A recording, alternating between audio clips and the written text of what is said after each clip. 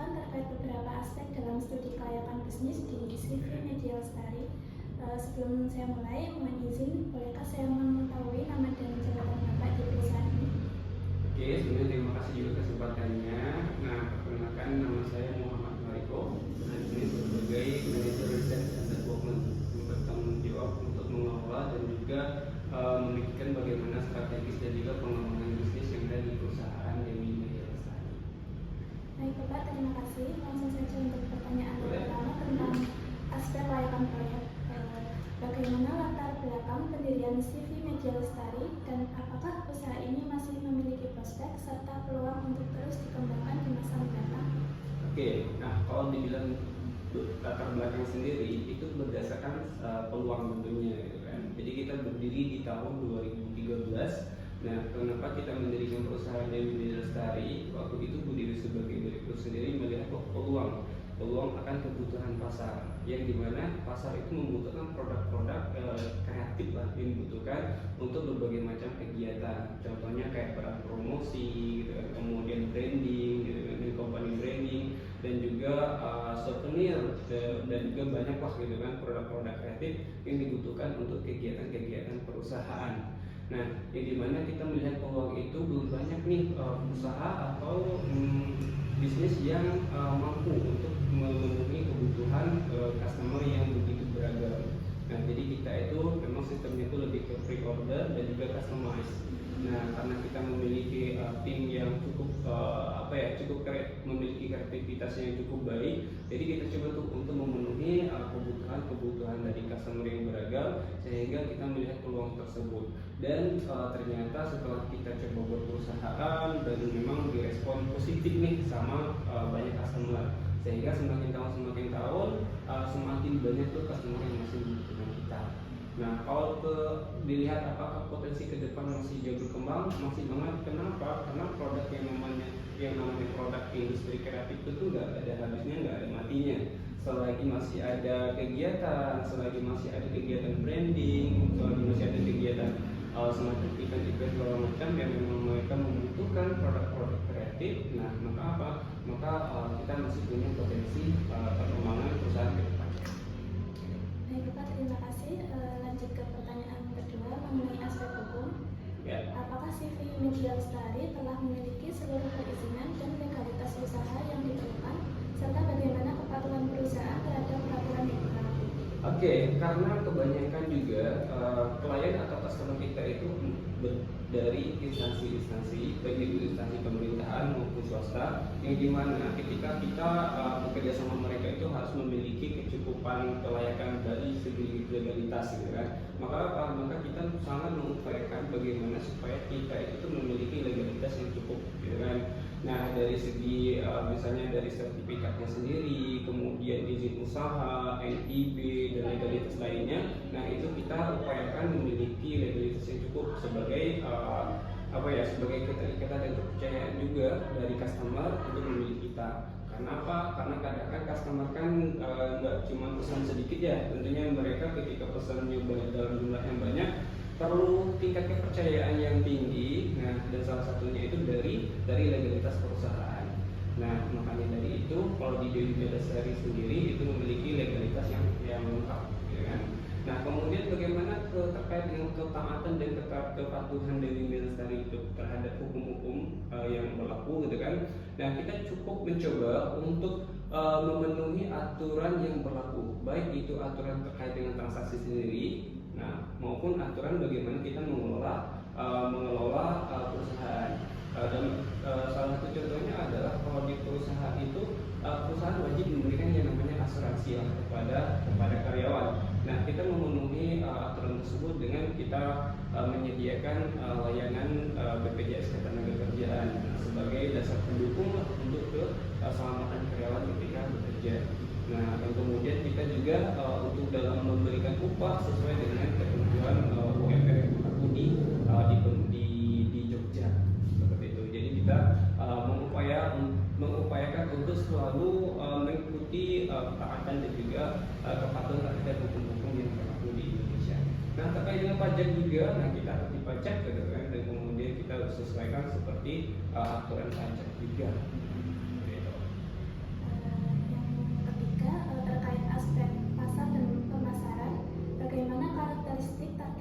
CV Media Lestari dan strategi pemasaran apa yang diterapkan untuk menghadapi persona di sana. Oke, karakteristik utama perusahaan di Media Lestari adalah yang pertama perusahaan-perusahaan yang mereka memang membutuhkan barang promosi untuk mengenalkan perusahaan mereka ke masyarakat. Kemudian perusahaan-perusahaan atau instansi-instansi yang mereka kerap melakukan yang namanya event-event, misalnya seminar, kemudian kegiatan-kegiatan lain-lainnya gitu kan, yang memang mereka membutuhkan suplemen dan juga merchandise gitu kan. Nah, kemudian juga perusahaan-perusahaan yang memang mereka itu tuh perlu yang namanya personal branding gitu kan, dan untuk meningkatkan personal branding mereka menggunakan semacam produk otentik atau misalnya sebagai merchandise.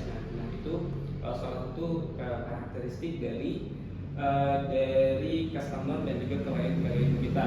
Nah, bagaimana sih kita itu supaya bisa tetap mengiklankan atau misalnya memasarkan dan juga biar tetap bisa eksis dibandingkan dengan kompetitor yang lain gitu kan. Yang pertama yang kita lakukan adalah meningkatkan yang namanya service atau layanan. Karena apa? Karena proses ketika customer pesan produk kita, proses yang dilakukan itu tuh cukup panjang, ya kan? Dari awalnya bahan baku, kemudian diproses menjadi material, menjadi produk jadi, kemudian sampai di customer, itu tuh butuh proses yang sangat panjang banget, gitu kan? Nah, makanya kita perlu memberikan pelayanan yang cukup optimal. Dari apa? Misalnya dari kita melayani kebutuhan customer, memahami permintaan mereka yang beragam misalnya. Nah, kemudian menghasilkan desain yang bagus dan juga produk-produk yang berkualitas. Nah, itu yang menjadi salah satu strategi utama kita. Sehingga apa? Sehingga customer yang mereka sudah pesan, mereka memiliki kepuasan terhadap hasil karya kita, hasil produk kita, dan memiliki kepercayaan untuk memiliki potensi kedepannya repeat order lagi. Nah, selain itu juga tentunya kita meningkatkan namanya engagement kepada perusahaan-perusahaan atau kepada customer kita. Dengan apa? Dengan senantiasa kita melakukan kerjasama. Kemudian yang kedua adalah dengan kita tuh memperbanyak portofolio yang hasil-hasil karya kita. Nah, misalnya kita udah pernah dapat pesanan nih dari misalnya dari UAD ya. Nah, kemudian nanti kita akan upload tuh ke Instagram kita menjadikan sebuah portofolio, sehingga kita tuh seolah bisa menyampaikan, oke nih UAD ini kampus yang sudah besar gitu kan dan ternama di Indonesia, mereka pernah pesan sama kita, sehingga apa? Sehingga mungkin kampus yang lain juga coba juga pesan di tempat kita. Nah, itu jadi portofolio tersebut kita selalu kita blow up ya, selalu kita posting di Instagram kita untuk meningkatkan tadi trust tentunya juga, dan kemudian juga untuk meningkatkan lead supaya nanti banyak orang-orang yang juga percaya bahwa di Media Lestari itu mereka itu sudah mempunyai banyak klien lah ya kan? Nah, itu salah satunya yang kita gunakan.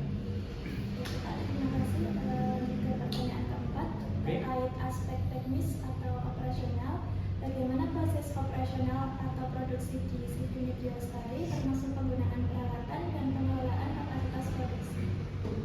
Oke, untuk kegiatan operasional sendiri tentunya berkaitan sama yang namanya tentunya teknis gitu kan, kemudian juga monitoring. Nah, itu hanya pada yang umumnya. Kalau untuk teknisnya sendiri, kita tentu banyak pekerjaan yang kita lakukan untuk memudahkan pekerjaan kita. Nah, biasanya kita menggunakan alat-alat yang mendukung. Contohnya kita ada mesin laser, gitu kan, ada mesin potong, kan? Nah, kemudian ada mesin jahit juga. Nah, supaya apa? Supaya untuk meningkatkan efisiensi jumlah kapasitas produksi dan juga tentunya untuk menjaga kualitas. Ya, karena kita hampir semua produk kita itu kita produksi sendiri. Ya. Nah, cuma ada memang beberapa produk yang kita kenal kerjasama dengan berbagai macam vendor gitu kan. Nah, itu merupakan untuk memenuhi kebutuhan dan juga permintaan dari customer. Nah, kemudian untuk monitoringnya sendiri, bagaimana sih dari kan proses produksinya kan cukup panjang ya, dari raw material, bahan baku hingga produk jadi, itu melewati proses yang sangat panjang melalui beberapa divisi. Nah, tentunya butuh controlling yang benar-benar cermat. Nah, untuk melakukan controlling dan monitoring semuanya itu, nah, kita ada yang namanya sistem terpadu yang memang kita buat sendiri, sistem berbasis ERP atau Enterprise Resource Planning, yang dimana kita di sana bisa melihat progres pekerjaannya, hasil pekerjaannya, dan kemudian sampai mana prosesnya gitu kan, sehingga semuanya terpantau dan baik. itu yang kita lakukan untuk di proses operasional. Pertanyaan yang kelima terkait aspek sumber daya manusia. Bagaimana pengelolaan sumber daya manusia di CV Media Lestari mulai dari jumlah karyawan, pembagian tugas hingga pengembangan kemampuan kerja?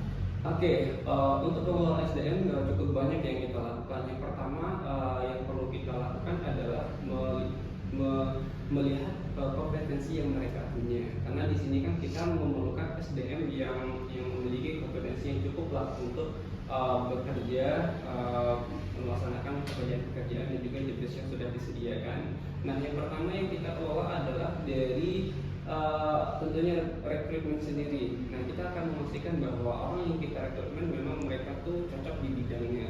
Contohnya gitu, kita butuh orang di tim desain, maka kita akan coba rekrutmen yang memiliki kualitas desain yang bagus gitu kan. Nah, kemudian yang kedua adalah kita mengelolanya dengan apa? Ketika misalnya ada kita pengembangan ya, dan kemudian kita butuh tim yang memiliki kapasitas, kita membutuhkan tim yang memiliki kapasitas lebih tinggi, maka yang kita lakukan adalah kita melakukan development training.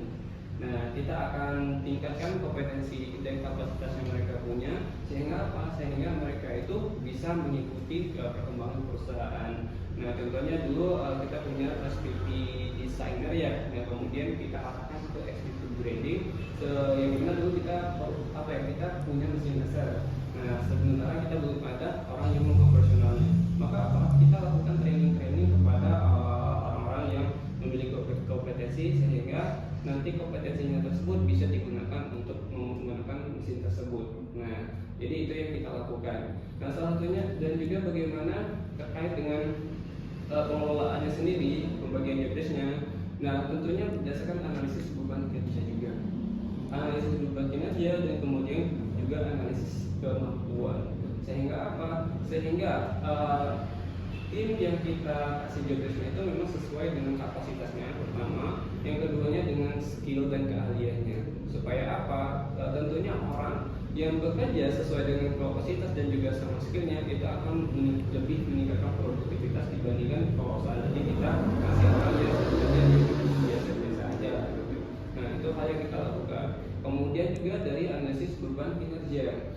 Nah, analisis beban kinerja sendiri kita lakukan untuk melihat bahwa apakah pekerjaan tersebut itu tuh sudah cukup atau sebenarnya berlebihan atau sebenarnya kurang, gitu kan? Kalau seandainya ternyata satu divisi ini beban kinerjanya itu tuh terlalu cukup banyak, ya kan? Yang harusnya pekerjaan harusnya dihandle 2 orang tapi dipaksakan 1 orang, maka yang kita lakukan apa? Yang kita lakukan adalah kita misalnya menambah tim, gitu kan? Atau yang kedua kita mengubah flow pekerjaan. Nah, jadi beberapa ada kasus juga. Dulu kalau untuk yang logistik sendiri itu dulu gabung tuh sama purchasing. Nah, kemudian karena udah overload pekerjaannya, sekarang kita bisa. Jadi ada divisinya masing-masing. Ada divisi logistik sendiri, ada divisi purchasing sendiri, gitu kan. Nah, itu salah satu yang kita lakukan. Kalau seandainya ternyata beban kinerjanya ini kurang gitu, maka apa? Maka kita akan coba push dorong teman-teman untuk meningkatkan produktivitas pekerjaannya, sehingga beban kinerja sehingga apa yang dikeluarkan semua perusahaan, input yang diberikan sesuai dengan nanti output yang diharapkan. Nah, kalau untuk jumlah karyawan itu kira-kira berapa, Pak? Oke, untuk jumlah karyawan kita yang terhitung, kita tuh ada 2 tipe karyawan. Ada karyawan yang memang on-site, kan? Nah, itu sekitar 58 orang. Nah, ada juga karyawan lebih ke untuk yang diproduksi itu penjahit. Nah, penjahit itu kita memberdayakan masyarakat sekitar, yang dimana mereka itu tuh ngambil jahitan di tempat kita, kemudian nanti dijahit di rumah.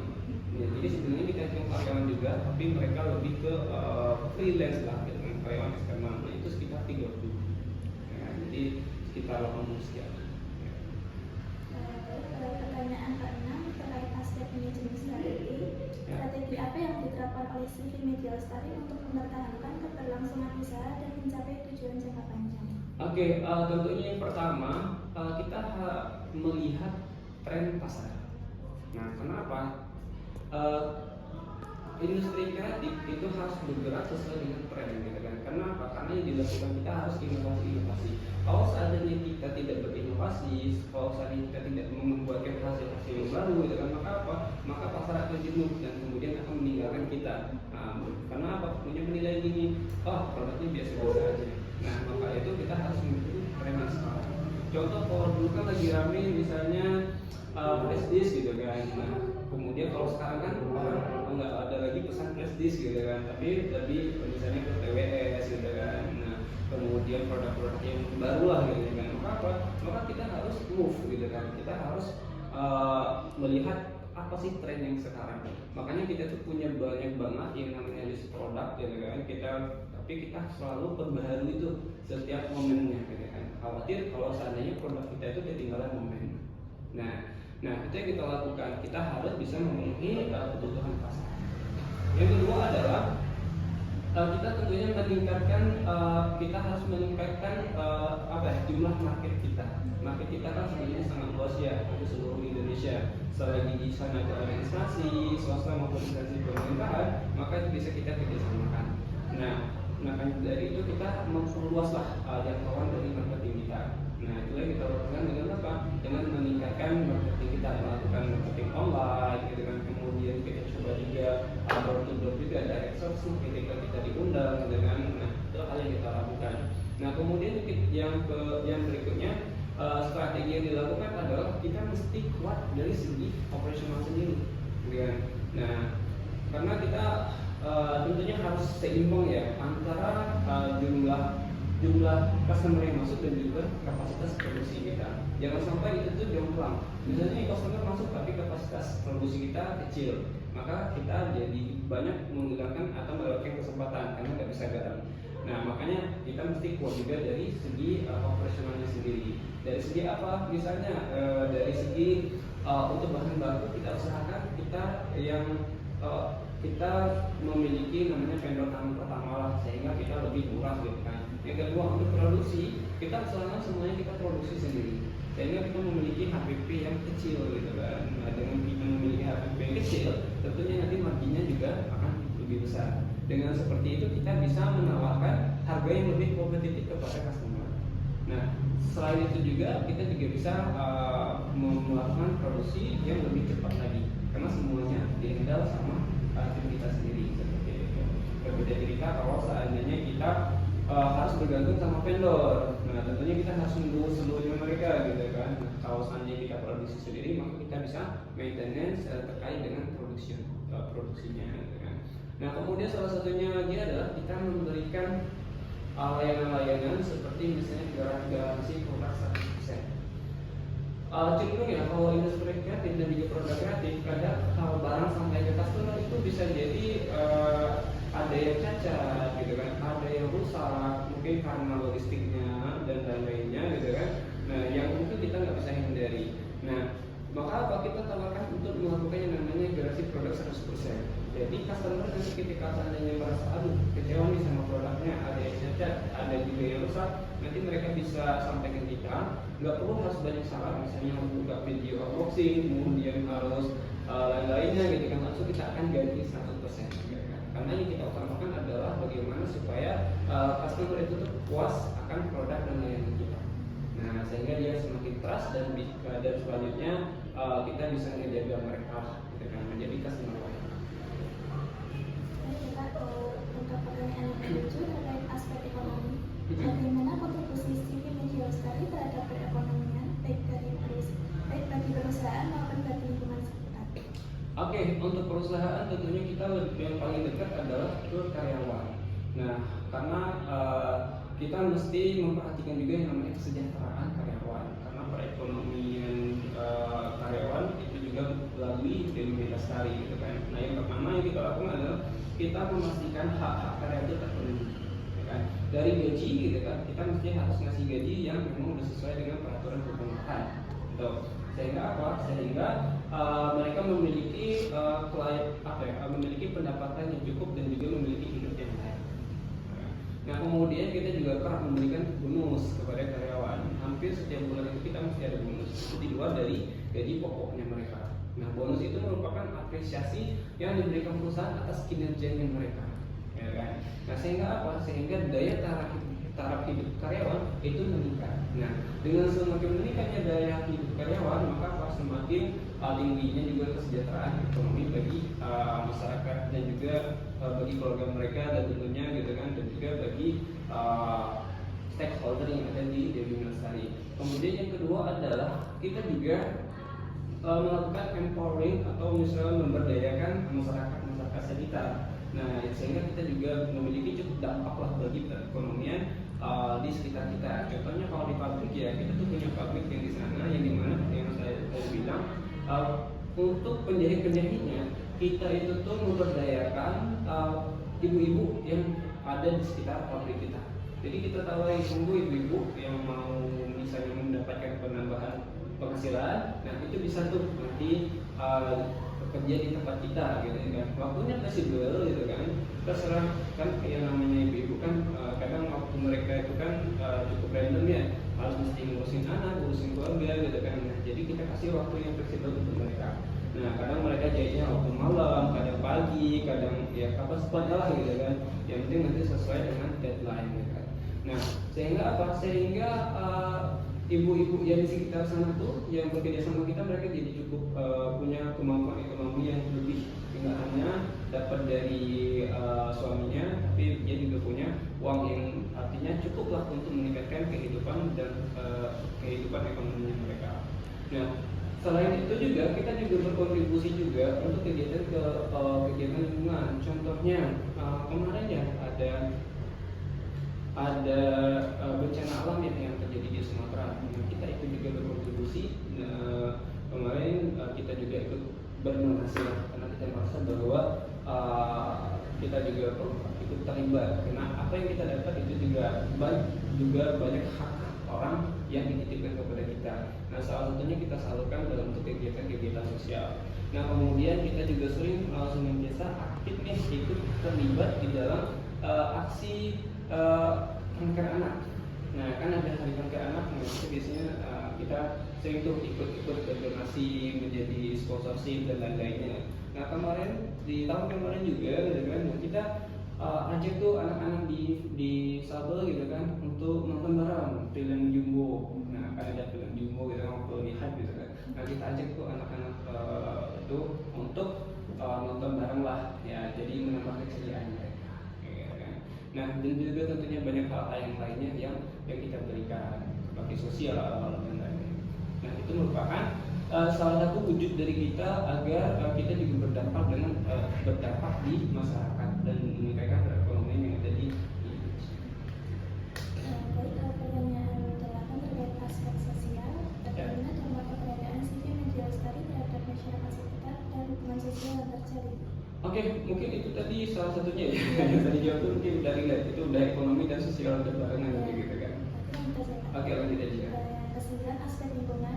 Bagaimana dampak kegiatan operasional CV Media Lestari terhadap lingkungan dan upaya perusahaan dalam mengelola limbah atau menjaga kelestarian lingkungan? Oke, nah kebetulan Dewi Media Lestari sendiri gitu kan, industri yang memang memiliki limbah yang cukup aman lah, dalam arti kata yang bisa di-reusable gitu kan. Kenapa? Contoh kayak kertas gitu kan, kayak bahan-bahan kain dan lain-lainnya, itu adalah limbah yang bisa di-reusable. Artinya itu limbah yang tidak membahayakan ya kan. Nah, biasanya dan juga kita tidak memiliki limbah yang cukup banyak sih biasanya. Nah, kadang untuk pengelolaan limbah tersebut gitu kan, nah, biasanya kita udah kerjasama tuh sama truk pengangkut sampah sendiri gitu kan, yang sudah kita misalnya kita per bulan udah kita sediakan lah anggaran untuk itu gitu kan, sehingga nanti limbah-limbah kita diambil. Nah, setelah diambil, monggo nanti dari pengambil itu mau di recycle, di reusable, atau misalnya mau dijual lagi lah, itu kan bisa, karena masih memiliki nilai ekonomis gitu ya kan. Nah, hal itu yang kita lakukan untuk menjaga pelestarian lingkungan. Artinya Dewi Lestari cukup ramah lingkungan lah gitu kan. Pertanyaan 10 terkait aspek finansial. Bagaimana kondisi keuangan CV Media Lestari mulai dari sumber modal, pengelolaan keuangan, hingga kemampuan usaha dalam menghasilkan keuntungan? Oke, secara finansial selama ini alhamdulillah Dewi Lestari itu karena memiliki laba yang cukup gitu kan. Nah, kemudian memiliki aset yang jadi gini, Terkadang perusahaan itu memiliki finansial yang cukup kurang baik karena biasanya operasionalnya yang gede, nah sementara pemasukannya itu kecil gitu kan. Nah, kita mau mengupayakan untuk bagaimana sih operasional itu bisa minim. Nah, kita melakukan yang namanya ya udah analisis aset lah kebutuhan gitu kan. Sehingga kita dari analisis aset tersebut kita memiliki aset yang minim gitu kan, tapi bisa meningkatkan produktivitas yang tinggi. Yang dari situ kita memiliki keuntungan-keuntungan yang bisa kita kumpulkan lah setiap tahunnya, yang bisa kita gunakan untuk pengembangan. Sehingga sampai saat ini di Universitari itu untuk modalnya sendiri itu tuh pribadi lah dari perusahaan lah gitu kan, tidak mengandalkan yang namanya investor. Nah, kemudian dari keuntungan sendiri hampir setiap bulan itu tuh di low season itu tuh kita selalu positif arahnya. Nah, paling di beberapa bulan yang cukup negatif itu contohnya kalau di bulan puasa Ramadan, karena memang pengeluaran waktu itu tuh banyak, sementara karena ada THR dan juga kebutuhan kewajiban kita yang harus kita berikan ke karyawan, sehingga pengeluaran yang kita lakukan di bulan itu cukup banyak, sementara pemasukan biasanya cukup tidak sebanyak biasanya. Nah, jadi namun di bulan-bulan berikutnya itu arah keuntungan kita arahnya ke positif, gitu kan. Jadi kalau dari segi finansial sendiri untuk modal itu modal dari laba yang ditahan, nah tidak menggunakan investor, dan kemudian juga terkait dengan laba sendiri itu setiap tahun itu arahnya positif lah, sehingga dari sekali semakin semakin meningkat lah. Pertanyaan terakhir terkait aspek manajemen. Ya. Bagaimana sistem manajemen dan struktur organisasi yang diterapkan di CV Media Lestari dalam mendukung kelancaran operasional perusahaan? Oke, ketika berkaitan dengan manajemen itu cukup luas ya sebenarnya. Ada di sana itu manajemen finance gitu kan, ada manajemen operasional dan produksi, ada manajemen SDM gitu kan. Nah, yang jelas ketika kita menerapkan manajemen tersebut, yang kita lakukan adalah bagaimana sih semua yang kita atur tersebut arahnya satu, yaitu meningkatnya namanya produktivitas, ya kan? Jadi manajemen di Dewi Lestari itu cukup dinamis. Jadi selalu berubah menyesuaikan sama kondisi yang sekarang. Nah, artinya ketika misalnya ada penambahan tim, ada penambahan divisi, nah, kita mesti harus menyesuaikan dan beradaptasi. Itu yang kita lakukan yang pertama. Jadi manajemen kita itu dinamis, nggak yang stuck, nggak juga yang artinya itu yang kaku lah gitu. Nah, kemudian juga salah satu cara kita bagaimana kita memudahkan untuk manajemen semuanya, kita menggunakan yang namanya sistem terpadu tadi. Nah, sehingga apa? Sehingga semua pengelolaan data karyawan, pekerjaan karyawan, misalnya penggajian karyawan, semuanya itu sudah menggunakan aplikasi. Nah, dengan menggunakan aplikasi tersebut, maka apa? Maka banyak hal yang bisa diefisiensi, baik itu dari waktu sendiri maupun juga dari sumber daya manusianya. Nah, itu strategi-strategi yang kita lakukan dari Dewi Lestari sehingga kita bisa tetap produktif dengan SDM yang seadanya, gitu kan, dengan aset yang seperlunya, gitu kan. Nah, kita tetap bisa mendapatkan keuntungan yang relatif tinggi. Baik Bapak, itu saja pertanyaan dari saya. Terima kasih banyak atas waktu, penjelasan dan informasi yang telah Bapak sampaikan. Informasi ini sangat membantu saya dalam menyelesaikan tugas kuliah. Semoga perusahaan ini semakin berkembang dan sukses ke depannya. Oke, terima kasih banyak. Terima kasih juga kesempatannya telah dipilih nih sama teman-teman untuk menjadi narasumber ya kebutuhan tugasnya, dan semoga data-data informasi yang didapat tadi itu bisa mendukung kegiatan perkuliahan tugasnya, dan juga bisa mendapatkan hasil yang sesuai yang diharapkan.